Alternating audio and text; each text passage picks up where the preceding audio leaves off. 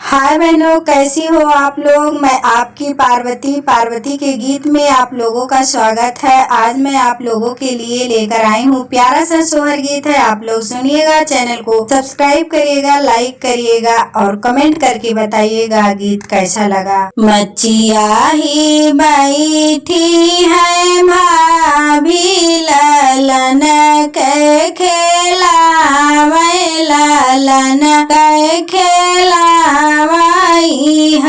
ललना धीरे धीरे रोयो आंगनवा, नदी सुनी लई है ना, नदी सुनी पाई है ललना धीरे धीरे रोयो आंगनवा, नदी ना सुनी पावै ना, नदी ना सुनी पावई हो। सुनी जाओ पाई है ना नदिया, सबेरे चाली आई है, सबेरे चाली आई हो ललना बीच आंगनवा, मैं नची है कांगनवा, मोरा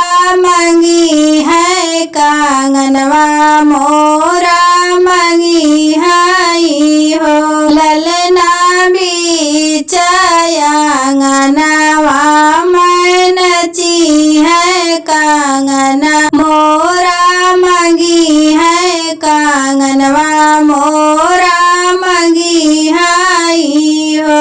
आगे आगे आवै ना नदिया, तो पीछावा भायनवा, तो पीछावा भायनवा हो। बहिनी आई आंगनवा, मैं नाचै ललन कै खेलावाई हो।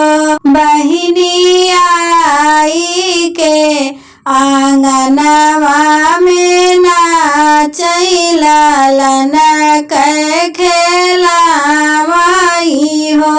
तुही मोरी भाऊजी से भाऊजी, तुही न मोरी भाऊजी ने हो।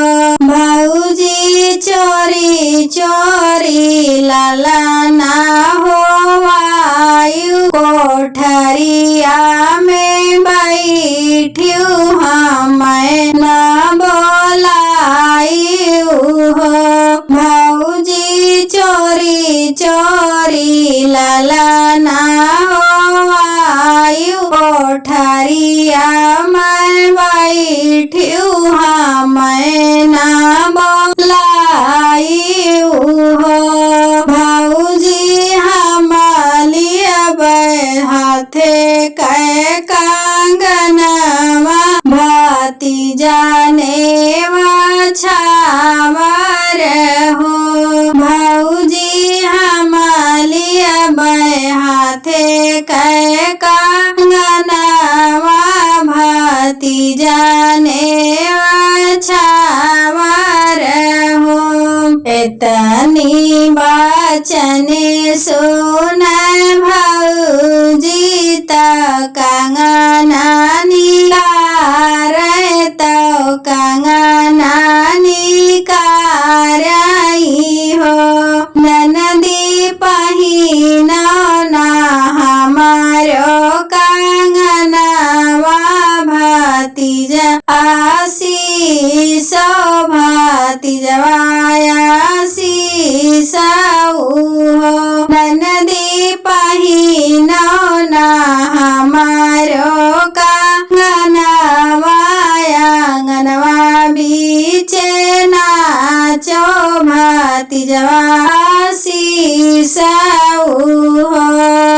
तुही मोरी भाऊजी से भाऊजी, तुही न मोरी भाऊजी ने हो।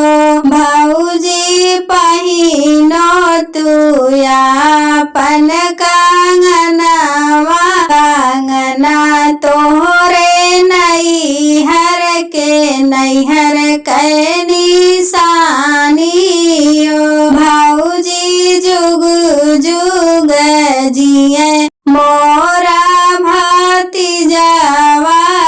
जुग जुग